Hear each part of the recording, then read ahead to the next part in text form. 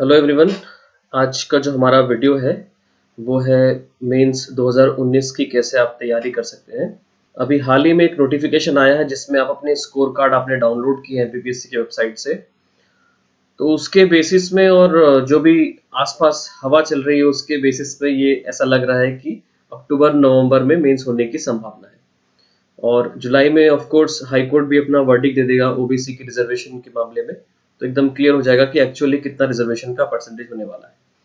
तो ये जो वीडियो मैं आपके सामने बना रहा हूँ, इस वीडियो में आपके सामने एक प्लान ऑफ एक्शन मैंने रखा है कि कैसे 120 डेज जो आने वाले हैं, कुछ एक्चुअली इट्स नॉट 120, 112 दिन के आसपास है, बट ये सुनने में अच्छा लग रहा था। तो 120 डेज को कैसे आप यूटिलाइज कर सकते हैं मेंस 2019 की तैयारी के लिए। तो प्लान ऑफ एक्शन को डिस्कस करने से पहले कुछ रिक्वेस्ट है आपसे। पेन पेपर ले लीजिए और जो भी चीज मैं कह रहा हूँ या फिर आपको दिख रही है उसे लिख लीजिए, तो आपके लिए बढ़िया होगा।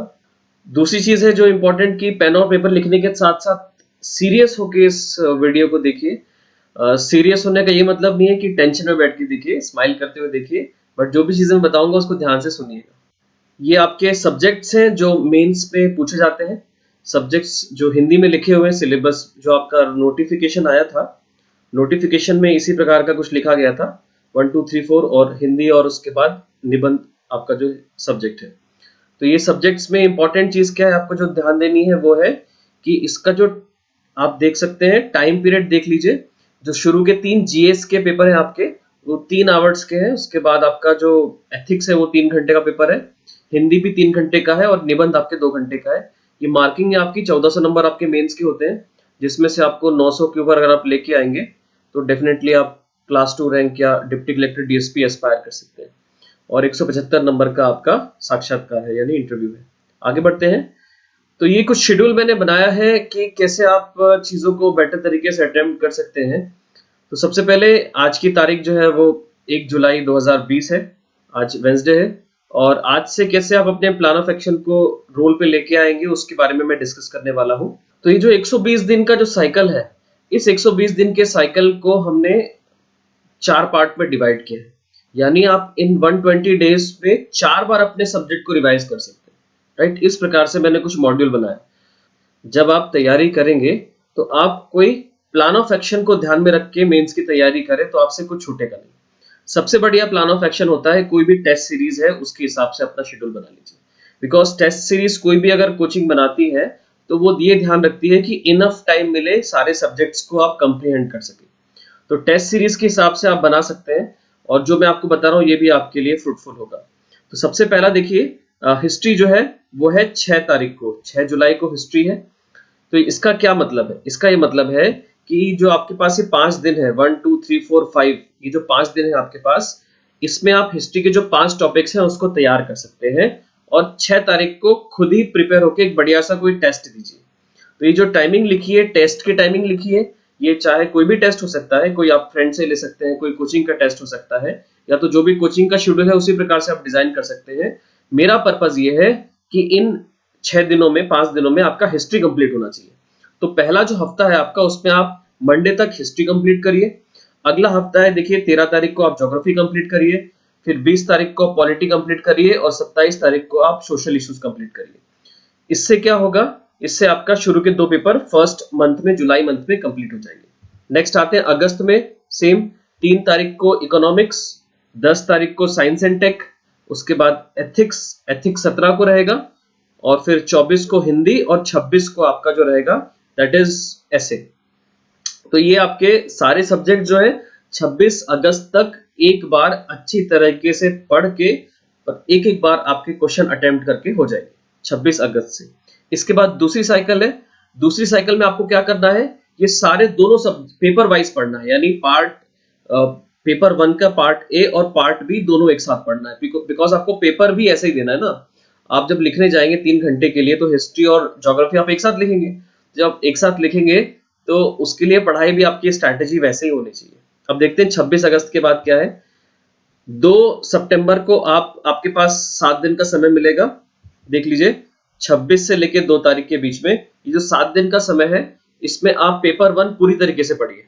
फिर उसके बाद 9 तारीख को पेपर 2, 16 तारीख को पेपर 3, 20 तारीख को एथिक्स जिसमें आपको 4 दिन मिल रहे हैं, 23 तारीख को आप हिंदी पढ़िए, हिंदी तक कंप्लीट करिए हिंदी 23 तारीख तक, और 25 तारीख को एक बार ऐसे। तो ये आपका 2 बार पूरी तरीके से रिवाइज हो जाएगा। अब फिर वापस हम एक एक सब्जेक्ट को कंप्लीट करेंगे, तो हर दूसरे दिन आपको एक एक सब्जेक्ट कंप्लीट करना है। 25 और 26 तारीख को आप पढ़ेंगे हिस्ट्री, 27 तक हिस्ट्री कंप्लीट, 27-28 को पढ़ेंगे आप ज्योग्राफी, 29 को ज्योग्राफी कंप्लीट, 29-30 को आप पढ़ेंगे पॉलिटी, तो 1 अक्टूबर को आपका पॉलिटी कंप्लीट, 1 और 2 तारीख को आप पढ़ेंगे सोशल इश्यूज, तो 3 तारीख तक आपका सोशल इश्यूज कंप्लीट। तो इसी प्रकार से आपका शेड्यूल देख लीजिए, 3 को सोशल इश्यूज, फिर 5 तारीख को आप इकोनॉमिक्स कर लीजिए, 7 तारीख को साइंस एंड टेक, उसके बाद एथिक्स, बिकॉज 200 नंबर का है तो एक दिन एक्स्ट्रा दिया है मैंने, फिर एक दिन बाद आप एथिक्स के, एक दिन बाद आप हिंदी कर लीजिए, और हिंदी के एक दिन बाद फिर आप ऐसे कर लीजिए। तो ये 14 तारीख तक आपका क्या हुआ है, 14 अक्टूबर, राइट, 14 अक्टूबर तक आपका 3 बार पूरा रिवाइज हो चुका है। उसके बाद एक दिन का गैप लीजिए और 16, 17, 18, 19, 20, 21 लगातार पेपर सॉल्व करिए लगातार। देखिए आज की तारीख में ये नहीं पता है हमें कि मेंस कब होने वाली है। डेफिनेटली आप जब वीडियो बाद में अगर आप देखेंगे या फिर बाद में पता चल जाएगा आपको कि मेंस कब होने वाला है, ये प्रोबेबिलिटी है कि मेंस अक्टूबर या नवंबर में होने वाला है। तो उसी के हिसाब से मैंने प्लान ऑफ एक्शन बनाया है। अगर मेंस पहले हो जाएगा तो थोड़ा सा शॉर्टन कर लीजिए, एक एक दिन कम कर लीजिएगा, और मेंस आगे जाएगा तो एक दिन बढ़ा लीजिएगा या फिर एक साइकिल और पढ़ लीजिएगा। देखिए रिवीजन तो जरूरी है, बिकॉज आपको सिलेक्शन लेना है, तो रिवीजन बहुत इंपॉर्टेंट है। तो आपका शेड्यूल हो गया।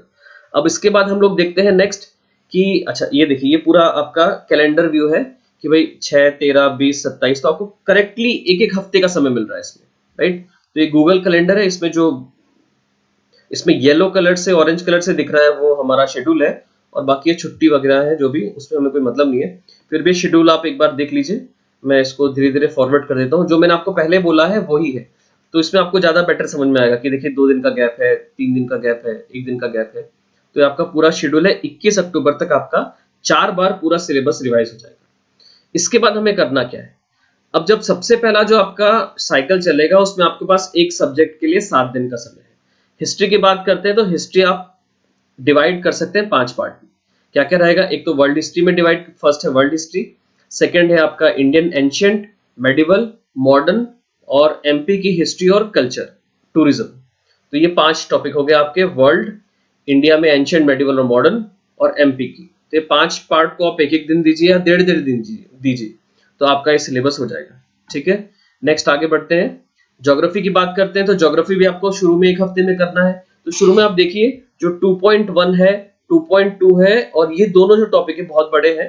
इसमें से डायरेक्ट क्वेश्चन ज्योग्राफी में से बहुत सारे आते हैं, जैसे एग्रोक्लाइमेटिक हर बार आता है, इसमें से डिजास्टर मैनेजमेंट से क्वेश्चन आना ही है इस टॉपिक से आपका हर साल, एग्रीकल्चर और एग्रोलाइट सेक्टर से क्वेश्चन आपका हर साल आता है, ट्राइब से क्वेश्चन आपको आना है। तो ये आप इस प्रकार से तैयारी कर लीजिए कि अब सिंस ये मैं आपको 7 दिन का शेड्यूल क्यों नहीं बना रहा हूँ, बिकॉज ये वीडियो बहुत लंबा हो जाएगा। और अगर आपको पर्सनली ऐसा लगता है कि मुझे पूरा प्रॉपर आपको वीडियो बना के देना है कि किस दिन क्या पढ़ें, आप एक प्लान ऑफ एक्शन और मिल जाए थोड़ा डिटेल्ड कि किस दिन कौन सा टॉपिक पढ़ेंगे, तो वो भी मैं आपके लिए बना दूंगा। आगे बढ़ते हैं। सेम आपका ये पॉलिटी हो गया, तो पॉलिटी को भी आप आराम से डिवाइड करके पढ़ सकते हैं। नेक्स्ट सोशल इश्यूज और हेल्थ एजुकेशन वाला जो है, वेलफेयर प्रोग्राम्स वाला है, इसको भी आप पढ़ सकते हैं आराम से। इसमें 5 पार्ट डिवाइडेड ऑलरेडी, देखिए पहला है हेल्थ, दूसरा एजुकेशन, फिर उसके बाद है ह्यूमन रिसोर्स डेवलपमेंट, फिर वेलफेयर प्रोग्राम, और इसके बाद ये नीचे के जितने टॉपिक है जो पॉलिटी रिलेटेड टॉपिक्स है। नेक्स्ट है आपका science and tech. Science and tech में 3 मार्क्स बहुत सारे होते हैं, इसमें भी आप टॉपिक्स को अगर डिवाइड करेंगे तो आपको इजीली फिजिक्स, केमिस्ट्री, बायो, उसके बाद टेक्नोलॉजी, इन्वायरमेंट, और लास्ट आपका मैथ्स, तो ये 6 टॉपिक आपको इसके अंदर मिल जाएगी। तो मैंने ऑलरेडी वीडियो बनाए हुए डिटेल्ड, इसलिए मैंने इन्फॉर्मेशन ज्यादा नहीं लिखी इसके अंदर। मैंने हर एक टॉपिक के ऊपर वीडियो बनाया हुआ है ऑलरेडी, आप मेरे पेज में देख सकते हैं कि कैसे कितने मार्क्स कहाँ से आते हैं, और 2019 और 20 दोनों को मर्ज करके मैंने आपको प्रेजेंट किया है। आगे आते हैं, इकोनॉमी की बात करते हैं तो ऑलरेडी ये भी आपका एक हफ्ते में कवर हो जाएगा। फिर है आपका एथिक्स, तो एथिक्स को आप 4 पार्ट में डिवाइड करके पढ़ लीजिए। पहला है वैल्यूज, जिसके अंदर आपका चैप्टर नंबर 1, 3, 4 और 5 आ जाएगा। ह्यूमन नीड्स एंड मोटिवेशन पूरा का पूरा, एटीट्यूड, एप्टीट्यूड और ईआई, इमोशनल इंटेलिजेंस। दूसरा टॉपिक इसके अंदर आएगा आपका फिलोसफर, थिंकर, सोशल वर्कर्स, ये 2 टॉपिक हो गए। थर्ड है आपका केस स्टडी, और चौथा आपका है करप्शन। तो ये 4 टॉपिक को डिवाइड करके आप पढ़ सकते हैं एथिक्स को। नेक्स्ट है आपका हिंदी। तो हिंदी जो है वो इंग्लिश मीडियम वालों के लिए थोड़ा कठिन हो जाता है, और जनरली मेरे जो वीडियोस होते हैं वो इंग्लिश मीडियम वाले बच्चे ज्यादा देखते हैं, तो उनके लिए मैंने थोड़ा सा इजी कर दिया है। सबसे पहले देखिए 3 मार्कर्स आते हैं आपको 20, तो 20 3 मार्कर आपके 60 नंबर हो गए। तो जो भी टॉपिक आपके दिए हुए हैं हिंदी के सिलेबस के अंदर, इन सब के ऊपर आपको 3 मार्कर बनाना है। रेफरेंस बुक में आपको भी सजेस्ट कर दूंगा। उसके बाद नेक्स्ट आगे बढ़ते हैं। तो संक्षेपण और भाव पल्लवन आता है 15 मार्क्स का। इसके बाद प्रारूप लेखन कोई भी आता है, कोई भी शासकीय अर्धशासकीय पत्र टिप्पण लिखने के लिए आ सकता है, आदेश या फिर विज्ञापन आ सकता है, तो ये भी 15 नंबर का आता है। 5 पारिभाषिक शब्दावली आती है जिसमें आप हिंदी टू इंग्लिश और इंग्लिश टू हिंदी करिए। उसके बाद मुहावरे हैं, कहावतें हैं, इसके ऊपर 5 ये करने रहते हैं। फिर ये पूरा जो टॉपिक है आपके उसमें 15 नंबर का आ जाएगा। ये जो पूरे टॉपिक है 15 नंबर का आता है। फिर उसके बाद अनसीन पैसेज आता है 15 नंबर का, अपठित गद्यांश। फिर प्रतिवेदन लिखने के लिए आता है आपको 15 मार्क्स का, और अनुवाद आता है 35 नंबर का। तो भाई ये हिंदी हो गए आपके पास, 200 नंबर की हिंदी हो गई। इसके बाद आगे बढ़ते हैं, ये आपका निबंध है। निबंध में ऊपर देखिए 1 2 3 लिखा हुआ है, 3 निबंध आते हैं आपके पास, 50 नंबर, 25 नंबर और 25 नंबर के। और ये जो नीचे लिखा हुआ है मैंने, ये 2020 में जो निबंध के टॉपिक्स वो लिखे हुए हैं। आप इन टॉपिक्स को तैयार कर लीजिए, बिकॉज आपके लिए बेनिफिशियल होगा। आगे बढ़ते हैं। सबसे पहले आप देखिए एमपीपीएससी आपको क्यों करना है और कैसे करना है। देखिए बहुत हाई टाइम है, और आपकी जब 2 चीजें होती है, आप कुछ चीजें डिजायर करते हो और कुछ चीजें डिजर्व करते हो। तो पहले तो आपके अंदर एक डिजायर होती है, आपके लिए ऐसा लगता है कि मुझे ये पाना है, मुझे डिप्टी कलेक्टर बनना है या डीएसपी बनना है। फिर दूसरा होता है कि क्या आप एक्चुअली डिप्टी कलेक्टर या डीएसपी बनने के लायक हो। तो सबसे पहले ये चीजें कैसे होती है कि आप एक डिजायर से स्टार्ट करके डिजर्व की पोजीशन पे आते हो, वो होता है पहला आपका व्हाई, कि आपको क्यों करना है। कई लोग हैं जो ऑलरेडी एग्जाम की तैयारी कर रहे हैं या फिर बहुत दिन से पढ़ रहे हैं, लेकिन डिस्ट्रैक्टेड रहते हैं। थोड़ी देर पढ़ते हैं और उसके बाद फिर सो जाते हैं, मोबाइल चलाते हैं, इंस्टाग्राम चलाते हैं, राइट। फोकस नहीं रहता है, कुछ और करने लगते हैं। तो ये आपको नहीं करना है। आपका फोकस बहुत जरूरी है। अगर आप एमपीपीएससी की तैयारी करने के लिए बैठे हैं और आपका प्री निकल रहा है, आप मेंस कर रहे हैं, तो इसमें 100% एफर्ट दीजिए, बिकॉज ये टाइम दोबारा नहीं आने वाला। ये बहुत ही इंपॉर्टेंट टाइम है आपकी लाइफ का। और गुड न्यूज, लॉकडाउन है, कहीं जाना भी नहीं है आपको। ऑब्वियसली आप बाहर मत जाइएगा, बाहर नहीं जाना है, घूमना नहीं है आपको। बैठिए, पढ़िए, जब कोचिंग स्टार्ट होगी तब कोचिंग ज्वाइन करिएगा। अभी जो भी ऑनलाइन ऑफलाइन सोर्सेस है, जो भी आपको पॉसिबल सोर्सेस हैं, आपके जो कलीग्स हैं, टीचर्स हैं, उनसे पूछिए और अपने आप को बिल्डअप करिए, राइट। नेगेटिव होने की कोई आवश्यकता नहीं कि कैसे पढूं, क्या पढूं, वो मैं आपको डिस्कस करूंगा हाउ कि कैसे पढ़ें। लेकिन ये जरूरी है आपका रीजन क्या हो सकता है कि आपने ऐसे ही प्रीलिम्स दिया हो, निकल गया हो, तो मेंस की तैयारी कर रहे हो सकता है आपके पेरेंट्स ने बोला हो कि क्यों करना हो। तो पहले ही क्लियर करिए कि आपका रीजन क्या है, बिकॉज अगर कोई स्ट्रॉन्ग रीजन रहेगा तो डेफिनेटली आपका सिलेक्शन हो जाएगा। हो सकता है कि आपने ऑलरेडी सब कुछ पढ़ रखा हो, तो आप रिवीजन पे ज्यादा ध्यान दीजिए, अपनी गलतियों को सुधारने पे ध्यान दीजिए। आप देखिए कि आपके नंबर किस पॉइंट से नहीं आते, इंट्रोडक्शन अच्छा है कि नहीं, कंक्लूजन बढ़िया है कि नहीं, कीवर्ड्स तो मिस नहीं हो रहे, डायग्राम कम तो नहीं बन रहे या बन ही नहीं रहे, राइटिंग थोड़ी क्लीन रखिए, बहुत ज्यादा एक्स्ट्राऑर्डिनरी नहीं चाहिए, बस रीडेबल होनी चाहिए आपकी राइटिंग, उससे इफेक्ट पड़ता है। उसके बाद नेक्स्ट, आप प्रेजेंटेशन बेहतर तरीके से यूज कर पा रहे हैं कि नहीं कर पा रहे हैं, आप अंडरलाइन कर रहे हैं कि नहीं आंसर को। ये चीजें कुछ छोटी छोटी है जो आपको आंसर राइटिंग में करनी, ध्यान देनी रहेगी। आंसर राइटिंग के पहले आपका जो डेली शेड्यूल है और एक जो आपके पास जो आने वाला समय है 4 महीने का, उसको कैसे इफेक्टिवली आप कर सकते हैं ये देखते हैं। तो सबसे पहले आपको सिनॉप्सिस बनाना है। अब देखिए ये वीडियो आपको दिख रहा होगा, कई लोग ऐसे पढ़ाई करते हैं, लूसेंट उठाते हैं और पूरी लूसेंट को कलरफुल बनाते हैं 4 कलर के पेन से, तो ऑलरेडी लूसेंट कलरफुल रहती है। तो सिनॉप्सिस बनाइए। अभी टाइम जो है बहुत ज्यादा डिटेल्ड नोट्स बनाने का नहीं है, अभी जो टाइम है उसके अंदर आप सिनॉप्सिस छोटे छोटे बना सकते हैं, वो बहुत इफेक्टिव रहेंगे। उसके बाद आंसर राइटिंग की आपको बहुत प्रैक्टिस करनी है। टॉपिक बाय टॉपिक आपको सिलेबस को कवर करना है, हर एक टॉपिक को कवर करना है। कैसे कवर करना है, जो भी आपके सिलेबस में टॉपिक लिखा हुआ है उस टॉपिक के ऊपर 3 मार्कर, 6 मार्कर, 15 मार्कर आपको बनना चाहिए। पहला स्टेप ये होता है। दूसरा एक और स्टेप है आपका कि लास्ट ईयर के जितने पेपर्स हैं उसको सॉल्व करिए। उसको सॉल्व करने से ये नहीं होगा कि वो क्वेश्चन वैसे ही आ जाएंगे, हो सकता है कुछ कुछ क्वेश्चन आ जाए, रिपीट होते हैं क्वेश्चन, बट उतने नहीं होते, लेकिन आपको उससे समझ में आएगा कि एमपीपीएससी कैसे क्वेश्चन पूछता है। उसके बाद टेस्ट सीरीज या आंसर राइटिंग जरूर और जरूर करिए, बिकॉज कई लोग ये गलती करते हैं, वो सोचते हैं हम एक ही बार में लिख लेंगे तो बहुत मुश्किल होती है, नहीं लिख पाते हैं, आपके हाथ जाम रहते हैं। तो आप जब डेली डेली लिखेंगे तो आपके हाथ फ्री हो जाएंगे। नेक्स्ट आपका डेली शेड्यूल क्या होना चाहिए? तो डेली शेड्यूल होना चाहिए आपका कम से कम 6 से 8 घंटे पढ़ाई करिए, और ये लगातार 6 घंटे नहीं पढ़ना है, सुबह 6 बजे उठे और 12 बजे तक पढ़ रहे हैं, ऐसा बिल्कुल भी नहीं करिए।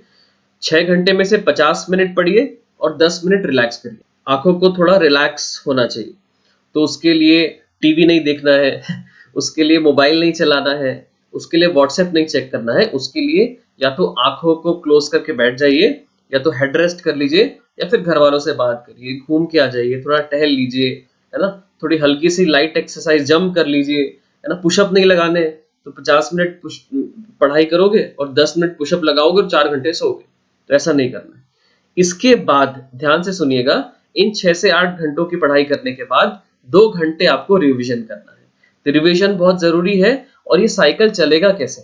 जब पहला आप पूरा एक बार पूरा सिलेबस पढ़ेंगे तो 6 से 8 घंटे डेली पढ़ाई कर रहे हैं और 2 घंटे रिवाइज कर रहे हैं। जब जैसे ही आपका नेक्स्ट साइकिल चलेगा एग्जाम पढ़ाई करने का, तो उस नेक्स्ट साइकिल में आप रिवीजन ज्यादा करेंगे और नई चीजें कम पढ़ेंगे। बिकॉज एक बार जो आपने पढ़ लिया उसको बार बार आपको रिवाइज करना है।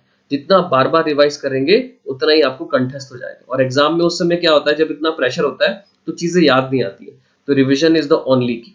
उसके बाद शुरू में आप 1 आवर की आंसर राइटिंग करिए डेली। तो 1 आवर की आंसर राइटिंग लगातार 1 आवर मत करिए, अभी स्टार्टिंग के लिए 15-15 मिनट के टाइमर लगाइए। जैसे 15 मिनट का आपने टाइमर लगाया, उसमें एक 3 मार्कर, 6 मार्कर और एक 15 मार्कर, ये आपने कर लिया और ये दिन में 3 बार कर लिया, तो 45 मिनट्स आपके हो गए। उसके बाद जैसे ही आपका टॉपिक कवर कंप्लीट हो जाएगा, या आपको लगता है कि यार आपने बहुत पढ़ लिया, फॉर एग्जांपल आपने एंशिएंट पढ़ लिया, अब आपको लगता है कि एंशिएंट का पेपर सॉल्व करना चाहिए, तो 1 घंटे का पेपर उठाओ कहीं से, 1 घंटे का पेपर लो कहीं से और 1 घंटे का पेपर सॉल्व करो। तो इससे क्या होगा, आपकी आंसर राइटिंग की स्किल्स डेवलप होगी, उससे आपकी स्पीड डेवलप होगी, लिखने की आदत डेवलप होगी। उसके बाद नींद लेना बहुत जरूरी है, नहीं तो ये कार्टून जैसे आप नींद लेते रहोगे। तो 7 आवर्स की स्लीप आपको लेना बहुत ज्यादा जरूरी है। तो यहाँ तक मैंने आपको कुछ बेसिक चीजें बताई है। मैंने आपको बताया है कि कैसे आप इफेक्टिवली पढ़ सकते हैं, मैंने आपको बताया है कि कैसे आपका शेड्यूल होना चाहिए, राइट। अब हम कुछ बुक्स है उस पर डिस्कस कर लेते हैं।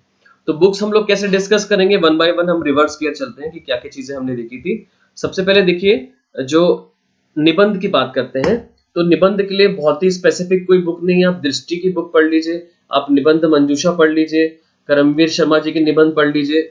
निबंध पढ़ते वक्त आपको ये चीजें ध्यान रखनी है कि निबंध जो है वो कहां से कहां जा रहा है, राइट, बंधा हुआ है कि नहीं। निबंध कहीं से भी स्टार्ट हो सकता है, लेकिन आपको उसके अंदर अपना जीएस का नॉलेज फीड करना है। निबंध लिखने का तरीका जीएस जैसा नहीं होना चाहिए आपका, आपको पैराग्राफ में लिखना है। जीएस में आप पैराग्राफ में नहीं लिखेंगे, कम लिखेंगे, पैराग्राफ में बहुत कम। आप जो है पॉइंट वाइज या डायग्राम, फ्लो चार्ट, नंबर ऐसे करके लिखेंगे तो ज्यादा इफेक्टिव रहेगा। तो निबंध जो है आप कहीं से भी पढ़िए, बढ़िया निबंध, अच्छे जो ऑलरेडी सिलेक्टेड लोग हैं उनके निबंध की किताबें हैं, मार्केट में अवेलेबल है, कोई भी किताब ले लीजिए निबंध की, उनको पढ़िए, उससे एक आइडियोलॉजी डेवलप होगी कैसे निबंध लिखना चाहिए। नेक्स्ट आपका है ये हिंदी। तो हिंदी के लिए चंचल जैन की किताब आप पढ़ सकते हैं, या फिर कुसुमलता श्रीवास्तव जी के नोट्स हैं मैडम के, उनके नोट्स आप पढ़ सकते हैं। लूसेंट भी हिंदी की आती है, वो भी अच्छी किताब है। तो ज्यादा भारी किताब लेने की आवश्यकता नहीं है। हिंदी, एथिक्स और ऐसे स्कोरिंग है। लास्ट के जो आपके ये 500 नंबर है, ये बहुत इंपॉर्टेंट है। इन 500 नंबर को आपको बहुत ध्यान से पढ़ना है, इनको इग्नोर नहीं करना है। आप ये सोचेंगे बचपन से हिंदी बोल रहे हैं, मैं भी हिंदी में बात कर रहा हूँ आपसे, आप भी हिंदी में ही सुन रहे हैं, तो द थिंग इज आप ये सोच रहे हैं कि हिंदी हो जाएगा, तो वो ले जाएगा, आपको ले डूबेगा। पारिभाषिक शब्दावली है, रोज पढ़िए, रोज। मुहावरे रोज पढ़िए, 1 घंटे का समय निकालिए रोज हिंदी के लिए, तो आपका हिंदी शुरू में ही स्ट्रांग हो जाएगा, तो बहुत बढ़िया रहेगा। आगे बढ़ते हैं। नेक्स्ट है आपका हिंदी के पहले एथिक्स आता है, 4th पेपर। तो एथिक्स के लिए एज सच कोई डेफिनेट बुक नहीं आती है, लेक्सिकॉन आप पढ़ सकते हैं। उसके बाद सुब्बा राव की किताब है, वो भी आप पढ़ सकते हैं। और एथिक्स को 4 पार्ट में डिवाइड करके पढ़िए तो बढ़िया रहेगा। एथिक्स का ऑलरेडी मैंने वीडियो बनाया हुआ है, तो आप उसको देख लीजिए तो फैंटास्टिक रहेगा। नेक्स्ट है आपका इकोनॉमी। इकोनॉमी जो है उसके लिए बुक जो है स्पेसिफिक, सबसे पहले तो लूसेंट याद कर लो, उसके बाद ये सारी टर्मिनोलॉजी है उसमें एनसीईआरटी के 3 मार्कर्स बना लो। एनसीईआरटी इंपॉर्टेंट है इकोनॉमी के लिए। इंडियन इकोनॉमी की जो 11वीं की एनसीईआरटी आती है, 11th की, वो बहुत अच्छी बुक है, उसको पढ़ लीजिए। इसके बाद रमेश सिंह जो बुक आती है, बहुत लोग पढ़ते हैं, उसमें से कुछ कुछ टॉपिक्स लीजिए, पूरी बुक आप नहीं पढ़ पाओगे अभी, और इकोनॉमिक्स जो है उसमें एमपी के भी क्वेश्चंस बहुत सारे आते हैं, जैसे कोऑपरेटिव मूवमेंट एमपी का आएगा ही हर साल, एक क्वेश्चन ट्रांसपोर्ट का आता ही है एमपी से। तो इकोनॉमिक्स को आप इस प्रकार से पढ़िए। देखिए जो टॉपिक्स लिखे हुए हैं ये सारे टॉपिक इंपॉर्टेंट है, इनके ऊपर अगर आपने 3 मार्कर 6 मार्कर 50 मार्कर तैयार कर लिया तो आपका 50% काम यही हो जाएगा। उसके बाद साइंस एंड टेक की बात करते हैं, बहुत ही डाइवर्स है साइंस, ऑलरेडी मैंने इसकी वीडियो बनाए हुए हैं तो आप देख लीजिएगा। बुक्स की बात कर लेते हैं, तो बुक्स जो है इसके लिए मल्टीपल सोर्सेज आपको लगेंगे, इंटरनेट बहुत बढ़िया सोर्सेज है इसके लिए, विकासपीडिया से बहुत सारी चीजें आपको मिल जाएगी, एनसीईआरटी से चीजें मिल जाएगी आपको, शंकर आईएएस की बुक के कुछ कुछ टॉपिक निकाल सकते हैं आप, एनआईओएस के नोट्स आपको बहुत मदद करने वाले हैं इसमें। और टेक्नोलॉजी में कई बार मुझे कहते हैं लोग कि टेक्नोलॉजी में कुछ मिल नहीं रहा है, तो आप टेक्नोलॉजी के लिए मैग्रो हिल्स की किताब है वो अच्छी है, उसको पढ़ सकते हैं। आगे बढ़ते हैं, नेक्स्ट है आपका सोशल इश्यूज। तो सोशल इश्यूज में आपका जो सोशल सेक्टर है, विकासपीडिया, गवर्नमेंट की वेबसाइट, ट्विटर, यहाँ से आपको मिल जाएगा, डब्ल्यूएचओ की वेबसाइट से आपको मिल जाएगा, राइट, नीति आयोग की वेबसाइट है उस पर से आपको डिटेल मिल जाएगी, एजुकेशन सिस्टम, जितने टॉपिक्स आपको दिख रहे हैं ये सारे के सारे रिसेंट ट्रेंड में और ये टॉपिक्स चल रहे हैं और इसकी इंफॉर्मेशन प्लेंटी में। तो आप अगर थोड़ा अवेयर होके अभी भी चीजों को देख रहे हैं तो आपके ऑलरेडी ये टॉपिक्स कवर हो जाएंगे, राइट। फिर इंटरनेशनल, ये सारे टॉपिक आपको इंटरनेट पे मिल जाएंगे, कोई कहीं भागने की जरूरत नहीं है, इसकी कोई डेफिनेट किताब नहीं आती है अच्छी सी, बाकी ये इंटरनेट पे अवेलेबल है। पॉलिटी के लिए आपके पास लक्ष्मीकांत है वो पढ़ लीजिए, और इंडियन कॉन्स्टिट्यूशन एट वर्क वो जरूर पढ़ लीजिएगा, उसके जो टॉपिक्स होते हैं वो इंपॉर्टेंट होते हैं, वो टॉपिक्स एग्जाम में आ जाते हैं, उसकी क्वेश्चन सॉल्व कर लीजिएगा। एनसीईआरटी की बात करूँ मैं आपसे। फिर उसके बाद ज्योग्राफी, तो ऑलरेडी ज्योग्राफी के बहुत सारे सोर्सेस हैं, एमपी को बहुत ध्यान से करना है, 150 में से 100 नंबर एमपी आने ही वाला है, हर जगह एमपी को पुट के करके देखिए।